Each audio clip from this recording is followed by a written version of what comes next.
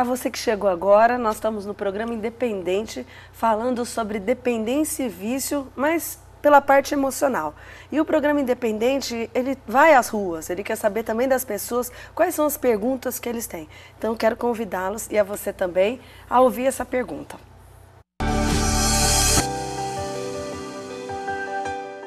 Olá, meu nome é Lázaro. Eu gostaria de saber o que é codependência amorosa.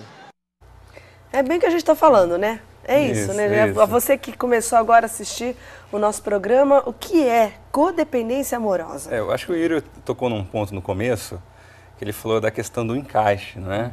Eu acho que a codependência, de alguma maneira, muitas vezes é um encaixe, em que um depende muito do outro, só que muitas vezes essas pessoas não têm um certo repertório ou uma necessidade de se vincular com outros grupos de pessoas, seja com a família, seja com amigos.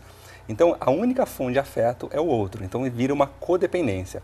Pode acontecer entre uma pessoa com transtorno de personalidade, por exemplo, uma pessoa extremamente narcisista e uma pessoa com uma baixa autoestima.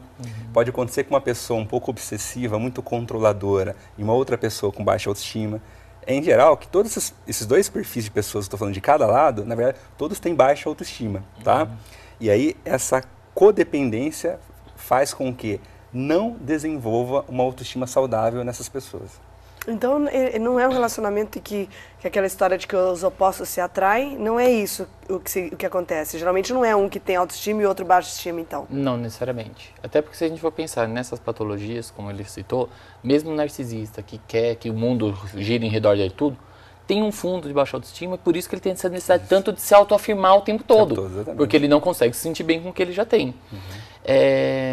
O que acontece é que a gente tem casos onde você tem um dependente e que o outro, quando percebe que a pessoa está sufocando, larga, e esse dependente sofre. Nessa codependência, como ele falou bem, é quando os dois estão mal na relação e por isso se mantém por tanto tempo. Então você tem o dependente e o codependente, os dois juntos, em sofrimento, tentando manter um relacionamento que está sendo prejudicado, ou seja, um relacionamento já patológico, como a gente falou, não tem nem amor. Está unido por uma patologia e não por um desejo de estar junto. Essa história de que os opostos se atraem é muito complicado porque você pensa que se são tão opostos, como que eles vão conseguir ficar juntos? A gente não tem que buscar alguém que seja igual, porque isso não existe. Mas você vai estar bem num relacionamento quando você buscar pessoas que tenham coisas em comuns.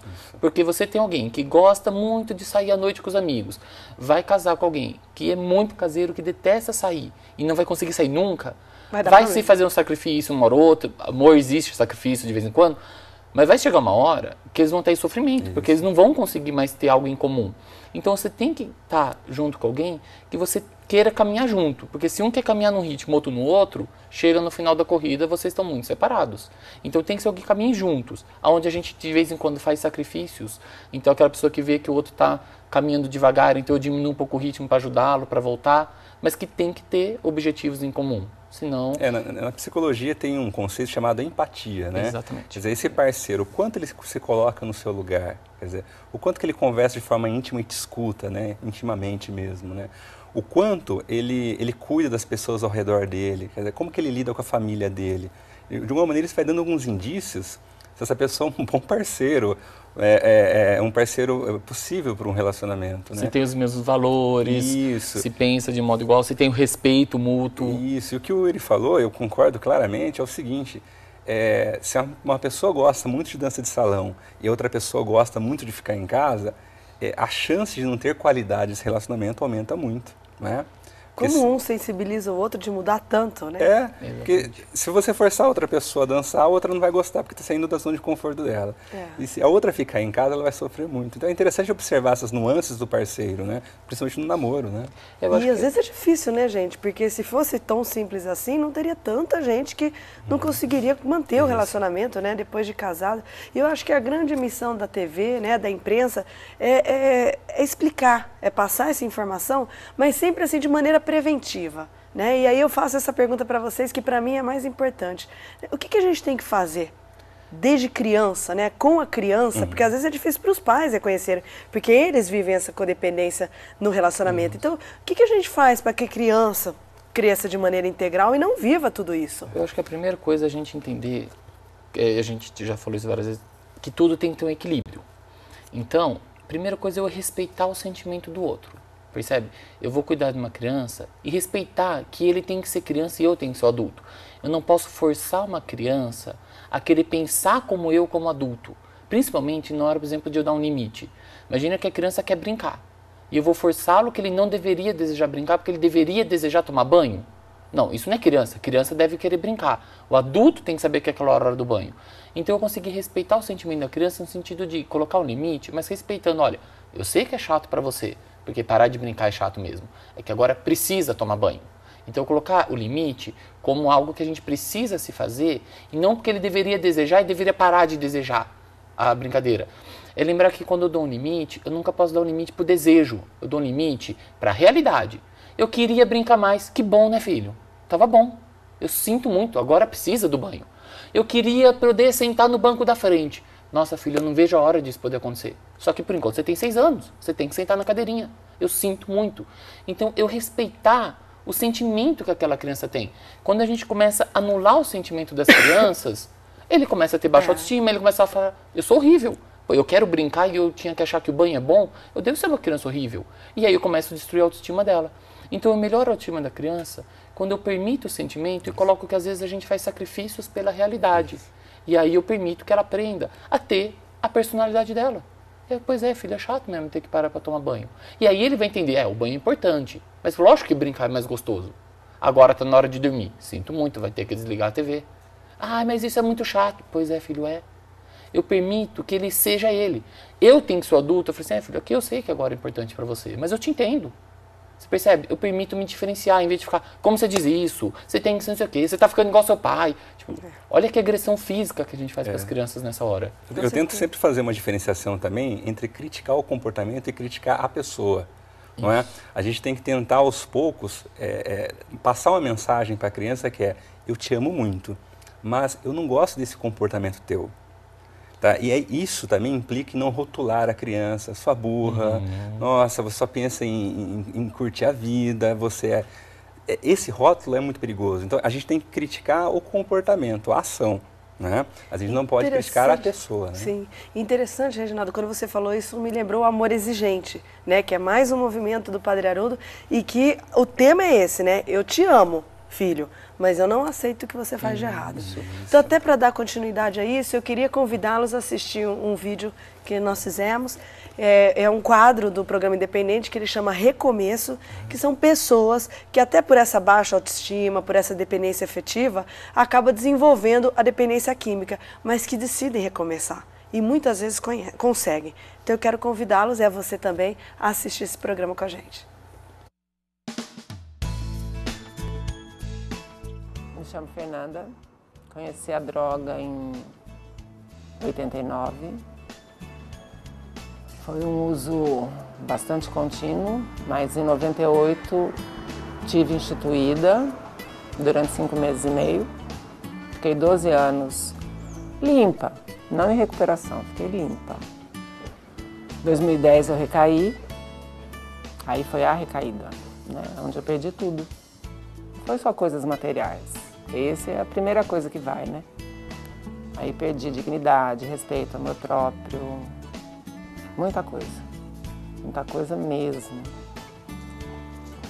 Foi onde eu conheci o cartão Recomeço, aí tive a oportunidade de me internar aqui no Padre Haroldo.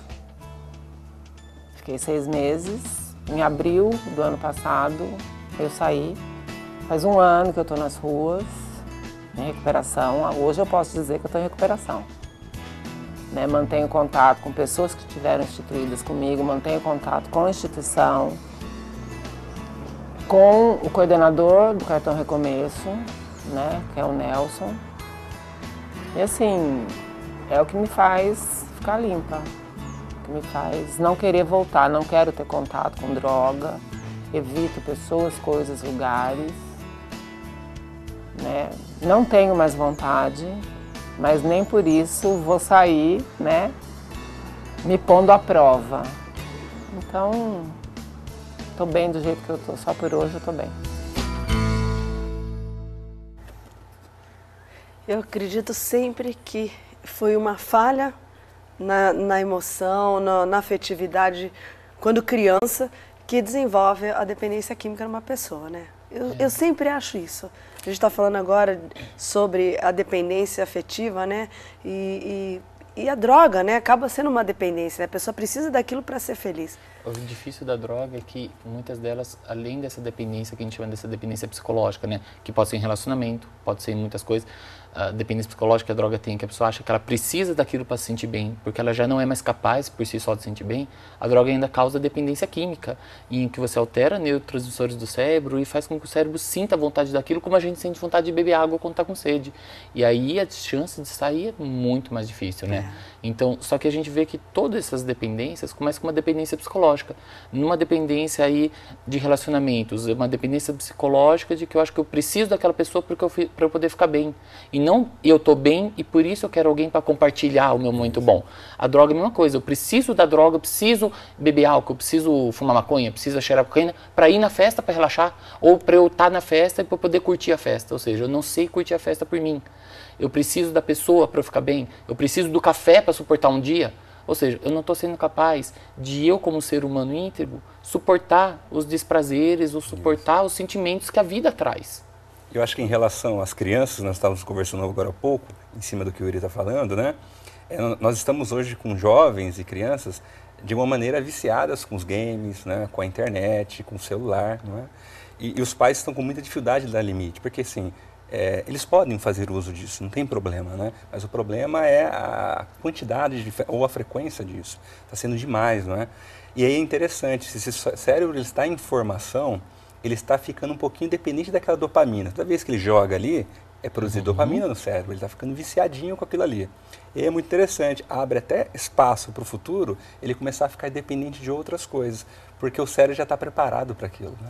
Eu acho que exatamente, essa virtualidade, ela não tem limite, né? É o prazer constante, se você perde, você começa de novo, então não existe um limite, e quando os pais permitem isso sem ter esse limite, dessa frustração de, ó, deu uma hora, eu sinto muito, agora para, vai criando essa dopamina, que é esse neurotransmissor que faz essa sensação de prazer e bem-estar, achar que eu só posso ter prazer o tempo todo, e eu não consigo mais dar limite para o desprazer que a gente sente quando o prazer precisa acabar.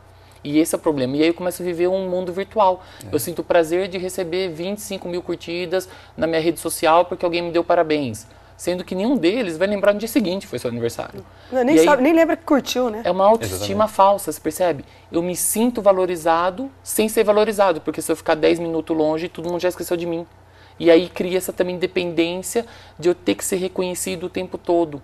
Só que é um reconhecimento falso, né? Porque depois de uma semana que você não entrar, ninguém mais lembra. E se você for pensar em relação à criança, ainda joguinho, né? Ela sente prazer sentada. Ela não precisa fazer mais nada e ela tem prazer. O virtual também causa dependência afetiva.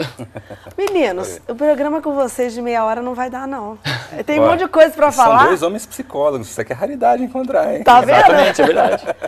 Muito obrigada, Yuri, pela sua participação tão esclarecedora, por deixar tão claro um tema tão importante. Obrigado. E você também, Reginaldo, muito obrigada pela sua participação. Muito obrigado pelo convite. A você que nos assistiu, eu te espero a semana que vem. Mande mensagem pra gente, participe conosco do programa Independente. Até mais!